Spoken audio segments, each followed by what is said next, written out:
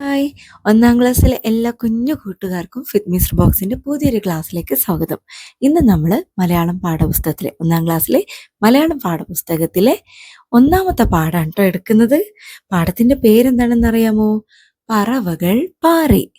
എന്താ മക്കളെ പറവകൾ എന്ന് പറഞ്ഞാല്? അറിയോ മക്കൾക്ക്?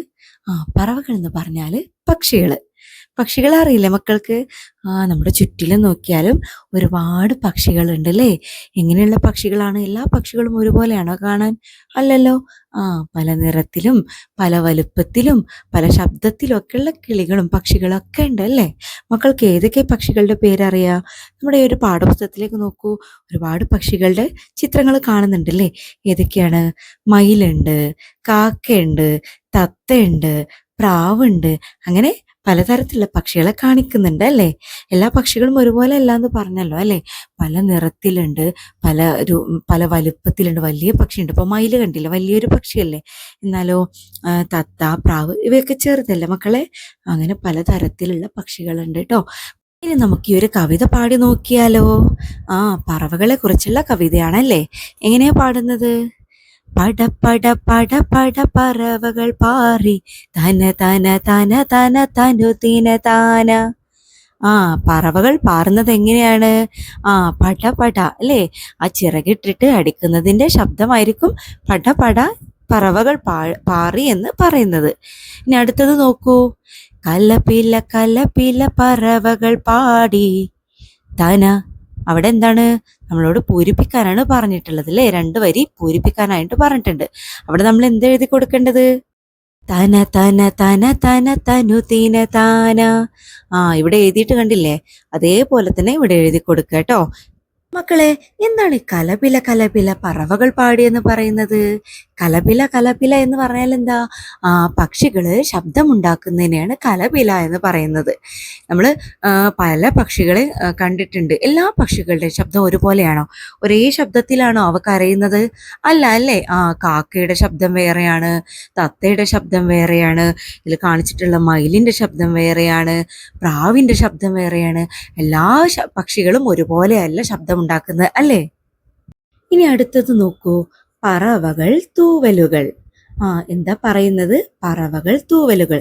ഇനി പറവകളുടെ തൂവലുകളെ കുറിച്ചാണ് ഈ ഒരു ഭാഗത്ത് പറയുന്നത്. എന്താണ് മക്കളെ നിങ്ങൾ ചിത്രത്തിൽ കാണുന്നത്? ഒരുപാട് പക്ഷികളുണ്ട്. പിന്നെ മക്കളെ പോലത്തെ കുഞ്ഞു കുഞ്ഞു മക്കളുണ്ട് താഴെ അല്ലേ? പക്ഷികളുടെ പക്ഷികൾ പാറുമ്പോൾ അവരുടെ തൂവലുകൾ താഴേക്ക് അങ്ങനെ കൊഴിയുന്നുണ്ട് അല്ലേ? അപ്പോഴോ നമ്മുടെ താഴെയുള്ള കുഞ്ഞു മക്കളുണ്ടല്ലോ, അതിങ്ങനെ തൂവലൊക്കെ പെറുക്കുകയാണ്. മക്കൾ കണ്ടിട്ടുണ്ടല്ലോ അല്ലേ? പക്ഷികളുടെ തൂവലുകൾ ശേഖരിക്കാറുണ്ടോ?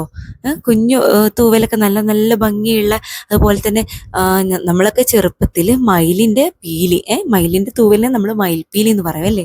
ആ ഒരു പീലി ഇങ്ങനെ ശേഖരിച്ച് വെക്കും. നല്ല ഭംഗിയല്ലേ മയിൽപ്പീലി കാണാന്? അതുപോലെ മക്കള് വേറെ പക്ഷികളുടെ തൂവലുകളൊക്കെ കണ്ടിട്ടുണ്ടോ? ശേഖരിച്ച് വെച്ചിട്ടുണ്ടോ? എങ്ങനെ ഉണ്ടാവും തൂവല്? നിങ്ങൾ തൊട്ട് നോക്കിയിട്ടുണ്ടോ പക്ഷികളുടെ തൂവല്? വളരെ മൃദുലമായിരിക്കും അല്ലേ? തൊട്ട് നോക്കിയാലും നല്ല സുഖമായിരിക്കും. നമുക്ക് വളരെ സോഫ്റ്റ് ആയിരിക്കും പക്ഷികളുടെ തൂവലുകൾ. എന്താണ് ഈ തൂവലുകൾ എന്തിനാണ് അവർക്ക് കൊടുത്തിട്ടുള്ളത്? നമ്മുടെ പോലത്തെ തൊലിയല്ല അല്ലേ പക്ഷികൾക്കുള്ളത്. അവരെ ചൂടിൽ നിന്നും, അതുപോലത്തെ എന്താ പറയുക, മഴയിൽ നിന്നും കാറ്റിൽ നിന്നൊക്കെ അവരെ രക്ഷിക്കുന്നത്, പൊതിഞ്ഞു സൂക്ഷിക്കുന്നത് എന്താണ്? അവരുടെ തൂവലാണ്. നമുക്ക് വസ്ത്രമുണ്ടല്ലേ, പക്ഷികൾക്ക് വസ്ത്രമില്ല. അതിനു പകരം അവർക്ക് എന്താണ്? തൂവലാണ്. വെയിലും മഴയൊന്നും കൊള്ളാതെ അവരെ പൊതിഞ്ഞു സൂക്ഷിക്കുന്നത് ആ തൂവലാണ്.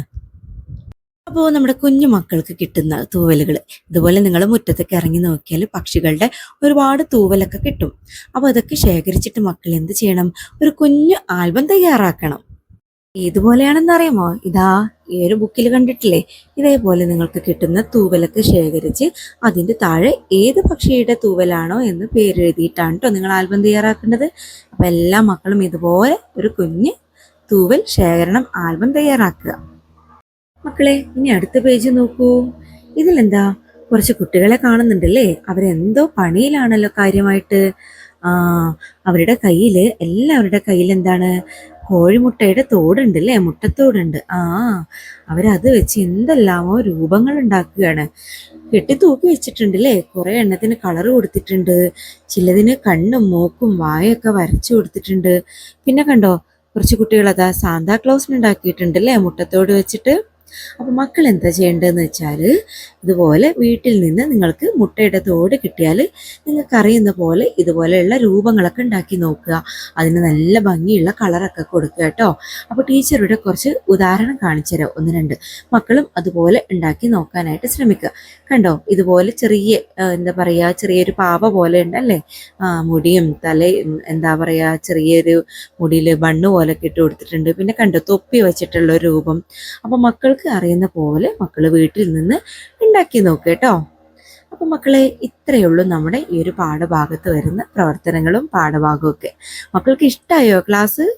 ഇഷ്ടമായിട്ടുണ്ടെന്നുണ്ടെങ്കിൽ തീർച്ചയായിട്ടും നമ്മുടെ വീഡിയോക്ക് ഒരു ലൈക്ക് അങ്ങോട്ട് കൊടുക്കണം കേട്ടോ. അതുപോലെ നമ്മുടെ ചാനൽ ഇതുവരെ സബ്സ്ക്രൈബ് ചെയ്തിട്ടില്ല എന്നുണ്ടെങ്കിൽ തീർച്ചയായിട്ടും ഒന്ന് സബ്സ്ക്രൈബ് ചെയ്യാൻ മറക്കണ്ട. നിങ്ങളുടെ കൂട്ടുകാർക്കൊക്കെ ഒന്ന് ഷെയർ ചെയ്ത് കൊടുക്കാനും മറക്കണ്ട. അപ്പോൾ നമുക്ക് ഇനി ഇതുപോലുള്ള നല്ല നല്ല ക്ലാസ്സുമായിട്ട് വീണ്ടും കാണാം. എല്ലാ മക്കൾക്കും ഗുഡ് ബൈ.